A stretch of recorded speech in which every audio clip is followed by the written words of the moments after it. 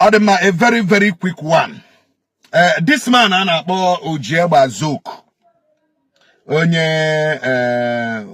Oshieze, ndiokwe, okwunezeigwe, autonomous community, your community, Abiala, no office in ndiokwe, to complain bitterly about the way you do things in that community.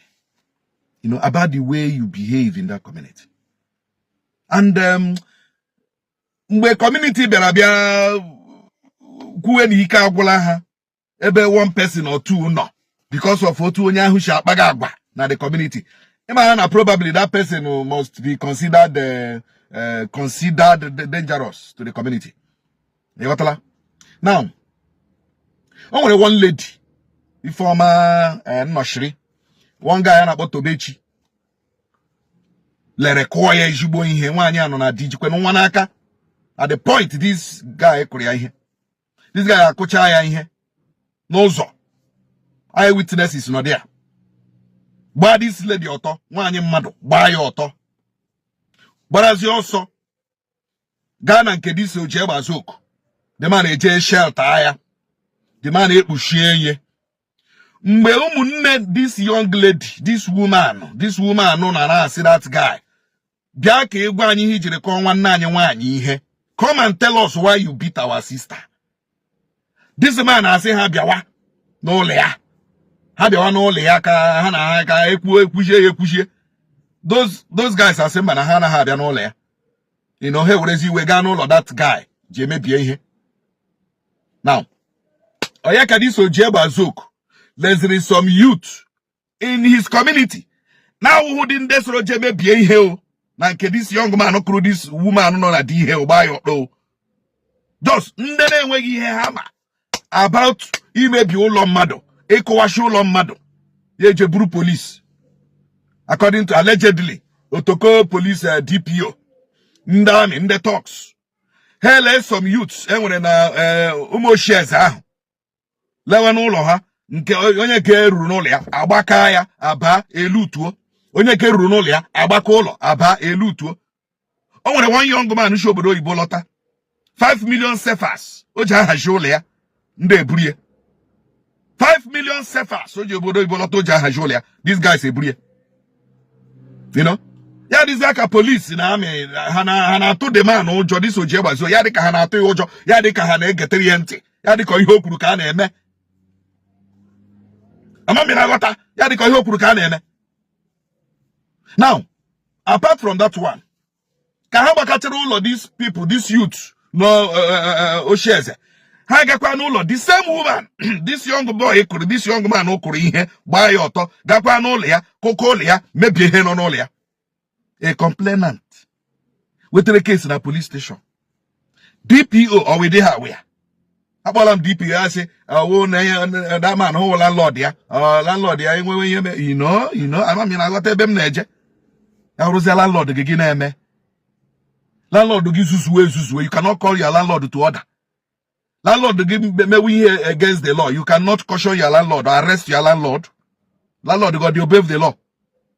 And other things, even one young man when you Oshieze now run prisons. This Oshieze will be petition only against this young man. But at the end of the day, the prison management, you hold in a petition. Blackmail, propaganda, lies. Catch the guy, no.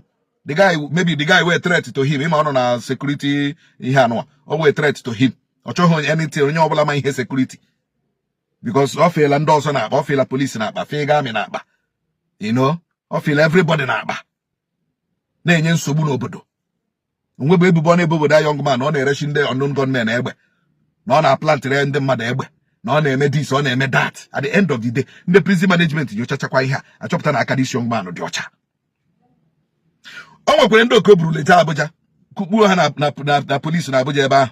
Gikwuosi gị na ya ji number IG, na ya ji number AIG, na ya ji number CP. Na onwe onye ọ na-ejighị nọmba ya. O ji nọmba Army, o ji nọmba DSS. Onwe onye ọ na-ejighị nọmba ya. Ya ejide na-eme ndị obodo intimidate. Ọ dịrị mmadụ amahụ na ebe ahụ ọ madewere mmadụ na o nwere onye bidoro ebe ọ madewere mmadụ mara ndị mmadụ na-aga. Gị nọrọ sị na ịma mmadụ that you know people. You when be my deure. In Nagata Bemneche, oh, when be my deure. Give me an IG, you will come out on your tillion. Oh, yes. So, when you get Imahonia Tiliano, give me a DSS, Imahonia Tilehanon, give me a police, Imahonia Tilehanon, oh, yeah, Tileano Gabahana phone, Yenini, I ask a share. You know, so this man has been a thorn.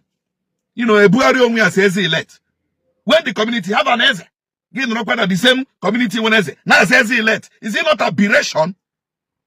Is it not an abomination to the cultural institution? You know? Threatening the community. Aga Hezurigi, na Oshieze, okwunezeigwe. Aga. Also give Zamana Ojeba Zok. Are you the only person? Nazo Ojeba Zok. We have a lot of Ojeba Zokus and the entire Imo State. You know? What is all this? Onyo lagi na metre gi diga ya na ndeko wara hilosogi. Onyo lagi na metre gi diga ya na ndeko wara hilosogi. Gi na madu ekwete na government gi diga ya na ndeko wara hilosogi. Madu ekwete ni hikuru gi diga ya na ndeko wara hilosogi. Hilos akoro aka be how many years? Madam gina madu me here today gi piaga here. Because you think you are pocketing the police and you think you are pocketing the military and you think you are pocketing DSS.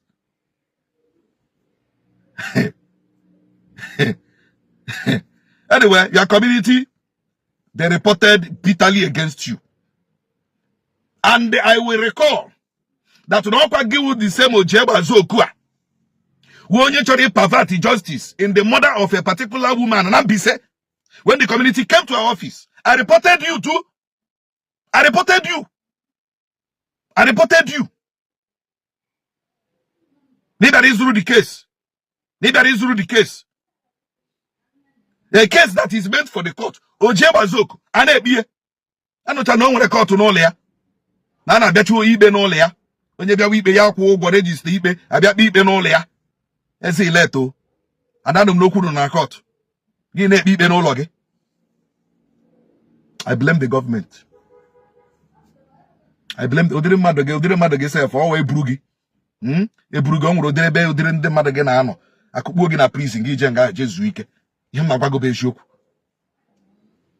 Because you threaten people with prison. You threaten people with police. You threaten with people with DSS. Because he na say Ojeba Zoku. Awa han na ge grogo. Awo mpag grogea, ka awo mag grogea. Awi heji managa.